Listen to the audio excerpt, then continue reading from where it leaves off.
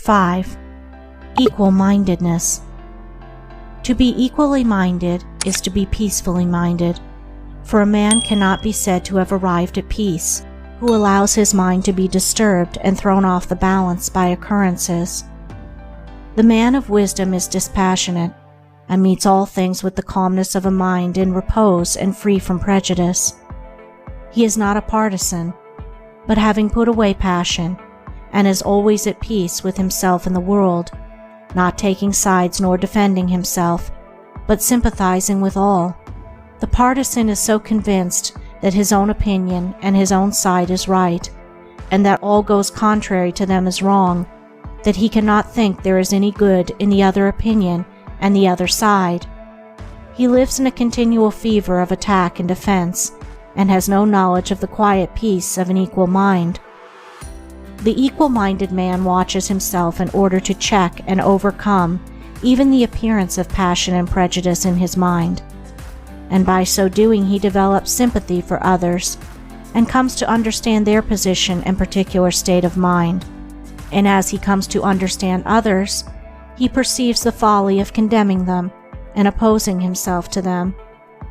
Thus there grows up in his heart a divine charity which cannot be limited, but which is extended to all things that live and strive and suffer.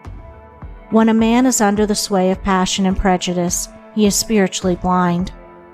Seeing nothing but good in his own side, and nothing but evil in another, he cannot see anything as it really is, not even his own side, and not understanding himself, he cannot understand the hearts of others, and thinks it is right that he should condemn them. Thus there grows up in his heart a dark hatred for those who refuse to see him and who condemn him in return.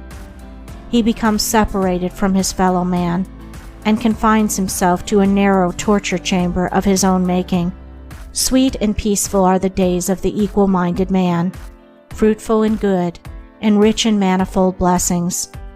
Guided by wisdom, he avoids those pathways which lead down to hatred and sorrow and pain, and takes those which lead up to love and peace and bliss.